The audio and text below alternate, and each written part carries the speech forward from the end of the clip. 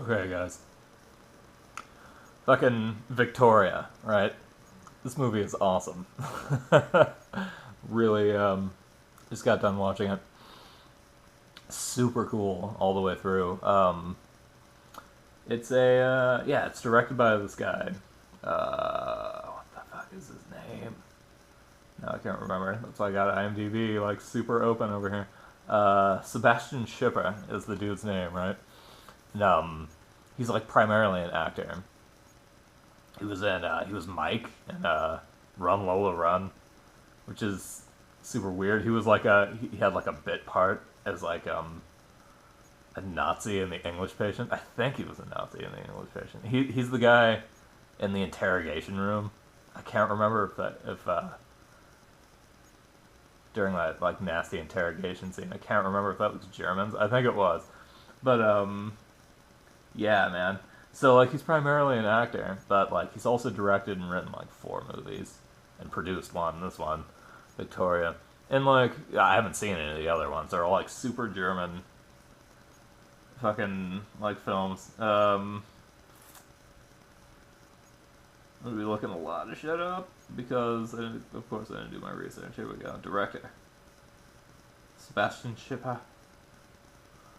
All filmography. Yeah, he's like in 26 things that I haven't seen because they're all like German sex comedies and like fucking like TV shows and shit from Europe. Like you know, I'm not like abreast of like most of that stuff, unfortunately. Even though some of it's very cool, right?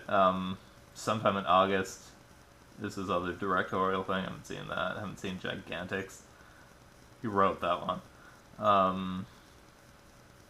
A friend of mine. This one looks funny. It's about I'm gonna check this out maybe a little bit later today. It's about like an insurance executive or whatever who has like a really annoying coworker and they hang out. Apparently, I don't know. I don't know why I'm talking about these movies because Victoria's fucking rad. So, so what this is, right? Is it's about this chick who's just like this Spanish lady who just kind of who's awesome. She's freaking played by this girl with an unpronounceable first name. There's way too many fucking vowels in it. Leah, Leah Costa, Laia. How do you pronounce Leah Costa? I don't know how to pronounce it, but she's pretty good. She's super good in this role, and she's fucking hot as hell. She's like a sexier Spanish version of the lady from Phantom of the Paradise. That's like what she looks like, like, right? I don't know. It's kind of hard to explain, but like she's really good in it, right? She's fucking like actually acting her fucking ass off in this movie, and it's awesome. She won fucking crazy awards for it too, like just crazy awards for this movie. A Bambi, she won. I'm not entirely sure what that is, but she won at the Berlin International Film Festival. She got some shit for that. And so did Sebastian Schipper. He's getting like a ton of shit going on for this movie. Like this movie has won like so many awards, and hardly anybody's talking about it in the United States. It's just kind of a bummer. Like even like people I've like talked to are super interested in film. Like they don't really care about it. It's really strange. She won a Gaudi Award. I don't know what that is.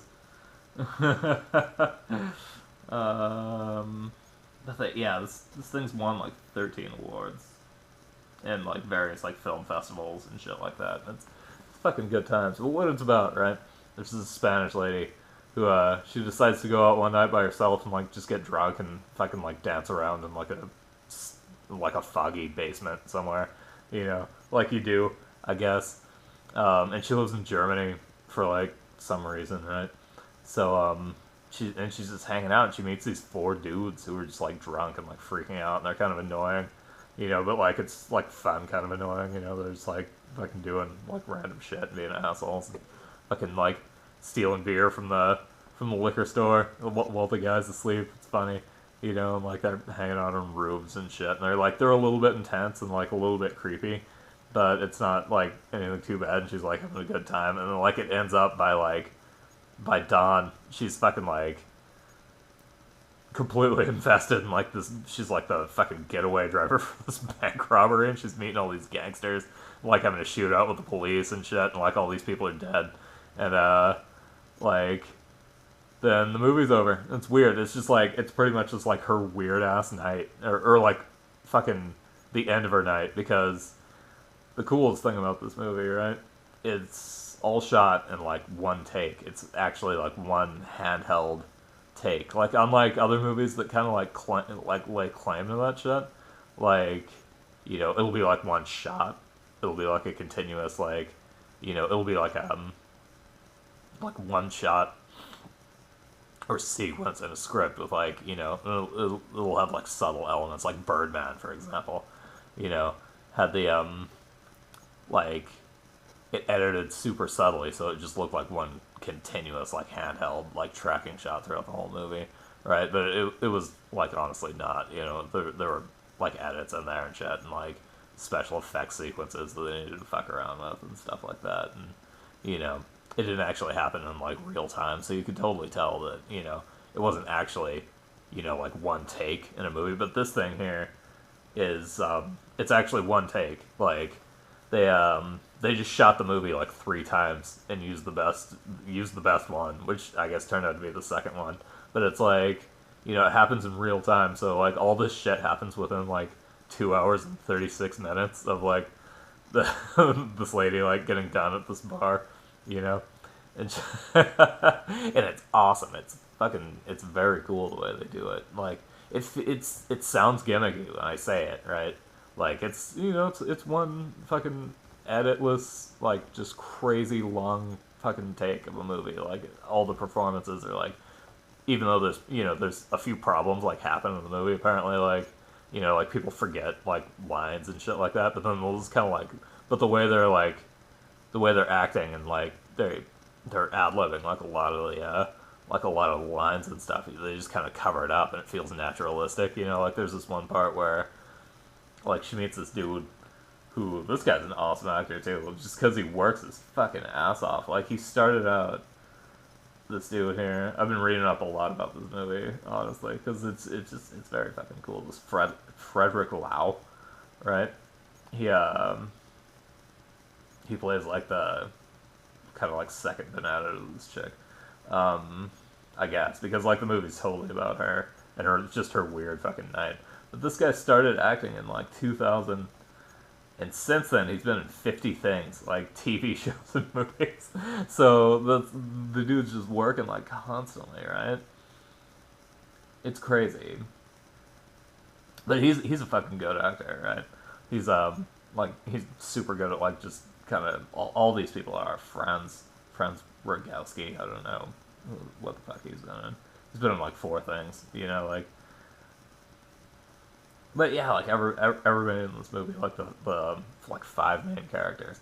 Like there's one dude because like what it is like this one of the guys was like in jail or whatever, and he met like a gangster who like helped him out and stuff, made sure he didn't like get killed or like fucking like banged in the shower or whatever. Like I don't know, like all the bad shit that can happen to you in jail, right? Like so this guy kind of owes him one. Like it's this bald headed dude named Boxer. He's just kind of this intense fucker, right? So like he kind of owes him like a gangster favor or whatever. So like the gangster makes him like rob this bank for him. You know, he kind of like guilts him into doing it. Right, so and they need like 4 guys for the robbery, and like they just met this girl and they're just hanging out with her. Like she has to open a cafe in the morning and shit, and they go over to her cafe and stuff, and they're all hanging out like before it opens. And but like one of the guys is like way too drunk. This dude named I can't remember what his name is, Floss or something like that. Now I can't remember, because like this whole movie feels super fucking intense and long, you know, like you're fucking living it, you know, because it's just like it's one like continuous like handheld shot, like the whole thing. Yeah, man. But anyway, so like this guy gets super drunk, so he can't go on the crime mission, right? So like this this lady gets she gets kind of recruited into it. Like at first, it's like kind of like it's kind of like scammy and shit. Like they're trying to like, like tell her, whatever, just make sure like she fucking comes with us and drives the car. And like everybody's like, did you ask her? Shit, and everybody's like freaking out, right? It's like a very intense scene, and she's like, yeah, fuck it, because like I don't know, it seems like this character, of whatever the fuck, what is that? But yeah, man, it's like I can't tell if she's going along with it because like she's being pressured into shit, or if she's going along with it because she's just fucking down for like whatever. Like it almost feels like that, like because like she has all this line, all these like weird lines of dialogue about like how she used to go to like a piano conservatory and it fucked up her entire life and like ruined like her childhood and shit. So now she's just kind of fucking like in Germany, like ready to like freak out a little bit, right? And like hang out with like four dudes she just met at a bar on a roof and fucking rob a bank, So yeah, they go on this crime mission together and like they meet this gangster who fucking like gives them a bunch of shit like in a basement like parking garage kind of a deal, because of course like fucking intense bad shit always has to go down in parking garages, like that's just kind of like a major point of like most movies with parking garages is fucking like something fucking terrible is gonna go down. But like they get all these guns and they do a bunch of fucking cocaine and they go rob this place, and like then like shit just goes like right to hell after that, and like the whole movie is just like 2.5 hours of this girl's life just going fucking crazy. And it's awesome. I love those fucking compact narratives like that. Like when shit happens like over the course of the night or whatever, it just kind of feels like a lot more urgent and shit. And like there's like it just feels cooler. Like I don't know. There's a few movies like that. There's like, I don't know, like After Hours is one of them. Like if you've ever seen that, it's fucking awesome. Check it out. I might actually do a video on After Hours. That's another one like not a lot of people have fucking like seen before. I can't remember when it came out, but like nobody talks about it. Oh man, now I gotta look up After Hours really quick because I'm an asshole. But I'll keep talking while I do this. But yeah, dude.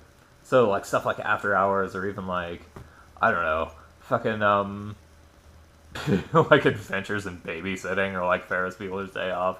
Like comedies do this a lot. Well, not a whole lot, but a bit, right? Or like stuff like Die Hard, even like where it's like shit takes place over like a limited amount of time. For some reason, I just fucking love that. I don't know why. I had to look up who directed this. I'm pretty sure it's Martin Scorsese. Yeah, it fucking is. Like this is like one of the few like comedies Martin Scorsese's ever directed. After Hours, 1985. Yeah, so that's a good one. And I'm probably gonna do a video talking about that one like soon enough. You know what I mean? That's on my fucking list because people got to know about After Hours. People also got to know about fucking Victoria. I'm getting way off track here. I've had a lot of coffee today. Yeah, man. So, but yeah, it's like authentically like one take, right? And it's awesome. So, unlike, I'm not trying to shit on Birdman. Like, Inarritu is a cool fucking director, and like Birdman's a good movie, and I like his use of like, long takes and shit to make shit like super intense and weird, like they do in The Revenant and stuff like that. But like, if you saw Birdman and you liked it and you liked the whole conceit of Birdman, you're gonna fucking blow a load about fucking Victoria, man, because like it's like a movie like in real time. It's like everything just kind of happens like real quick and it's all like super orchestrated. The entire plot takes place within like the space of the movie happening, which is fucking awesome. I love that shit.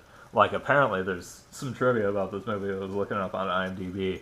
I don't know if this is true or not, because, like, it's crowdsourced information, so, like, I don't know, everybody fucks around on Wikipedia, right? Like, everybody changes the articles a little bit.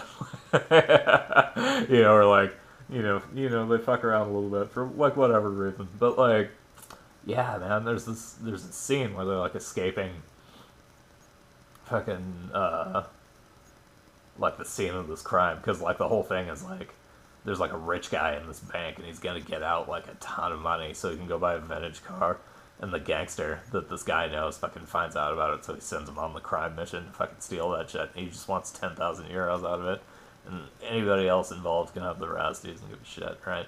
So like they do this heist, and like the lady's trying to drive away, and like first the fucking van won't start, and it's intense. Like that whole scene is like fucking shit, man, because she's like this Costa chick. She is super good at just oozing like being nervous, about stuff, like, and just like not feeling good about situations. Like she's really good at like communicating that one emotion particularly. And this, like, cause she's fucking in the driver's seat of this van. They're trying to escape in it, and it's not starting. Like, it turns off, and she's trying to fucking start it. And she's like looking around, like, fuck. And then these guys come back and shit, like with guns, and it's all fucking terrifying. And everyone's just like screaming. So they fucking drive away, and she keeps taking all these wrong turns and shit. And like people are like yelling instructions at her, but then like other people in the van are like trying to calm like the people who are yelling down, like, don't freak her out, like, and people are like just yelling all this shit, like go right, go left, go in this fucking parking lot, but like apparently that was like a mistake, and people were like freaking out because like they had the crew like lying in the street, of course, like they had like people like blocking off the road, and they had like people walking around like doing film shit like in the background, and she was supposed to take like a turn down a road, and she just fucking started going straight through the crew, and like everybody's freaking out because they don't want to shoot like another 2.5 hour take of the movie, and they're like fucking yelling at her and shit. And I guess the director's like actually like in the trunk of the fucking car like screaming. But like somehow they made it work. They made that take of the movie, of the entire movie, like work, and like that just fucking like that weird like pressure, and people like freaking out and like trying to. Sorry about that. That was probably real. That was probably real loud. Yeah, like all the pressure and people freaking out and stuff, and like getting all like bummed out and worried. Like actually just kind of, it was real in the moment, and like if you don't know anything else, if you don't know that's going on, which I didn't at the time, then it feels like they're actually like freaking out about getting caught by the police. So fuck yeah. That's awesome, Victoria. This movie is rad.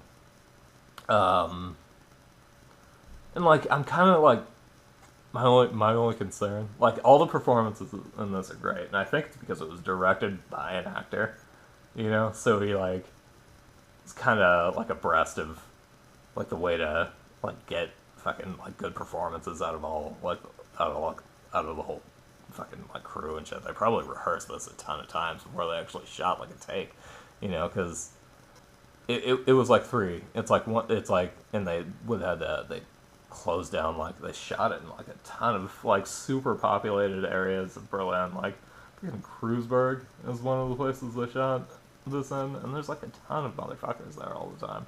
Like even at night, like there's like a ton of people, and like the movie starts out at like 4 in the morning, right? And it goes like until dawn, or like a little after, like the sun comes up on the next day, and they go through all these fucking hotels. They fucking like steal a baby and fucking like do like a home invasion and shit like that, and, like just to like try to get away from the police, and like people get shot, and like this kind of Reservoir Dogsy kind of like shootout with the cops, like almost like it definitely kind of reminded me of when fucking Mr. Pink is like escaping the cops in that one like little flashback in Reservoir Dogs. A lot like it had that kind of same like intensity, but like that, just kind of like not as well orchestrated, obviously, because it was they had to do it in fucking one take, right? But yeah, man. So that must have been fucking expensive. So I'm sure everybody was freaking out, like trying to like close down the streets and make sure like randoms weren't fucking walking into the frame and all that stuff. But yeah, dude, this movie's awesome. It's really good. My only concern is that people are super excited about doing these movies with like one shot at them, right? Like a lot now, and like innovation, like, definitely, like, in the film industry, definitely fucking comes out of Europe, right? Like, so, it's pretty much France, Germany, and Italy. They, have, like, a history of, like, it just kind of informing, like, the entire, like, fucking, like, the, like, stylistic fucking interpretations of, like, film for, like, the entire world, right? Like, you got, like, you got, like, the new wave and the impressionists and shit like that, like, from France, and they informed a whole ton of shit in, like, America and fucking, um, Japan, like, there was, like, a new wave there. And, like, you got, like, the Italians, they did all the cool shit in the 70s, and, like, they've always been, like, on top of it. They got the neo-realism, which was a fucking big deal for, like, 70s filmmaking in, like, America. Like, people were, like, real excited about that shit. Like, the New York, like, guerrilla style of filmmaking, like, kind of came out of that. And, like, of course, you got, like, Germany, like, you got, like, you know, German new cinema, which, whatever, like, I dig Herzog, obviously. Um, like, those movies are objectively good, but they're kind of hit or miss for me personally, because, just, like, the way my tastes go, right? But, like, you got that fucking German expressionists who are always awesome, like, and you got, like, fucking Riefenstahl and shit that, like, just kind of made documentary, like, fucking, like, sports documentaries and shit like that, like, happen for, like, a long time. You know what I mean? Like, we still see shit that, like, she, like, innovated before. So, I'm kind of worried that people are gonna, like, pick up on all this, like, this one-shot kind of a thing, and, like, we're gonna lose fucking, you know, 2/3 of, like, cinematic language, because everybody's just super excited to have this, like, veristic, like, handheld fucking, like, single, like, tracking shots, like, throughout, like, an entire movie. But hopefully not. Hopefully people keep their shit together, even though this stuff is very, very cool. Like, particularly this movie, right? Like, not a whole lot of films, like, do this kind of thing. There's Birdman, but, like, that's obviously edited. There's, Hitchcock did one that all happened in one room. There was, like, a dead guy in a chest. I think it was called Rope. It's been a while since I've seen it, but I think that's all, like, one continuous, like, shot. But, of course, there's edits and shit in that, too. And there's, a lot of people are comparing this movie to something called Russian Ark, which is, but, it's super different, because Russian Ark is just, like, it's, like, 15 minutes of a pretty museum, like, people are just kind of, like, it's, like, the camera kind of goes through this place, and this is, like, a full-on fucking crime movie with, like, characters and, like, shit happening and a plot and stuff. So yeah, man, this is good times, and a lot more people should know about it. Yeah, okay. Well, I guess cool. Go see Victoria. It's actually it's streaming on Netflix. That's how I saw it. So anybody who has that Netflix, go down into Victoria there. It's definitely like a movie in real time, so it kind of drags a little bit, like, towards the end. But, I don't know if that's the movie's fault, or it's because I had shit to do, but I didn't want to stop watching it. Like, I had to, like, fucking... I had to make dinner, And, like, I had to do some dishes and shit like that, and, like, do some, like, housework, and I was, like, kind of, like, on a tight schedule, like, as I was watching this. So I'm like, fuck, when's it gonna be over? But, like, I don't know if, like, I didn't have shit to do while I was watching that, then, like, it might not have felt as long as it did. That's really, like, my only criticism of the film. Like, towards the end, I was kind of like, fuck, when's it gonna be done? Which, like, in a way, like, I'm sure, like, the characters in the film, like, feel like that. Well, they're like, oh, what the fuck did we do? What did we get into? When's it gonna be over? Can we stop now? Like, so, if that's what Shipper was going for. Shipper? I think I have such a hard time pronouncing fucking any other language but English, and also English.